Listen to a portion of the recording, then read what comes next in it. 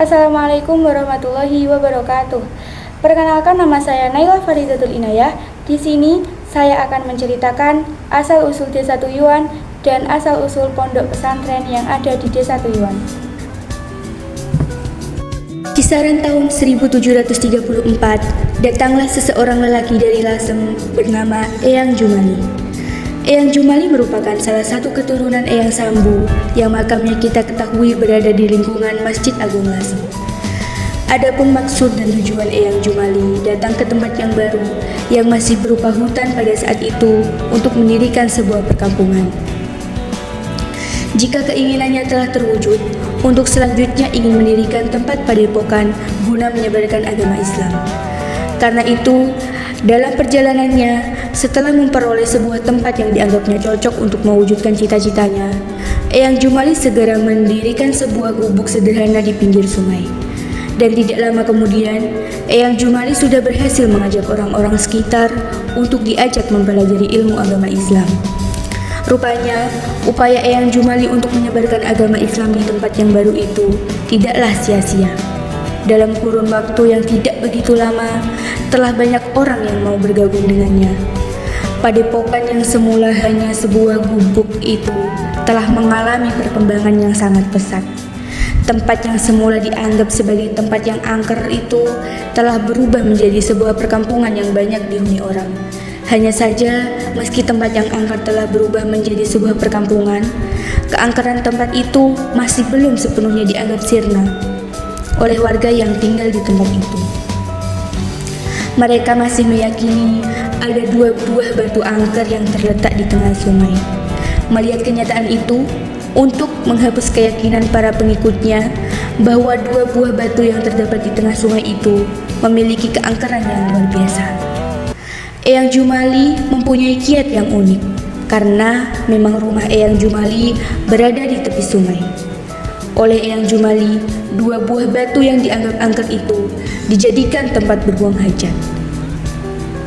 Dengan kata lain, dua buah batu tersebut oleh Eyang Jumali dijadikan tempat untuk hajat besar dan kencing. Dalam bahasa Jawanya, watu kanggo panggonan buyuhan. Setiap hari, Eyang Jumali membuang hajatnya di dua batu tersebut, baik hajat besar maupun hajat kecil, selalu berada di atas dua buah batu yang dianggap angker di tengah sungai tersebut. Rupanya, upaya Eyang Jumali untuk menghilangkan keyakinan warganya dari keangkeran dua batu di tengah sungai tersebut berhasil juga. Lama-kelamaan, kepercayaan warga tentang keangkeran batu tersebut mulai hilang. Dan untuk mengenang jasa Eyang Jumali, setelah padepokan tersebut berubah menjadi sebuah perkampungan yang ramai, perkampungan tersebut dinamakan Desa Tuyuhan, berasal dari kata watu kanggo buyuhan. Sebagai bukti atas kebenaran cerita ini, kedua buah batu tersebut hingga kini masih ada dan dapat kita saksikan keberadaannya.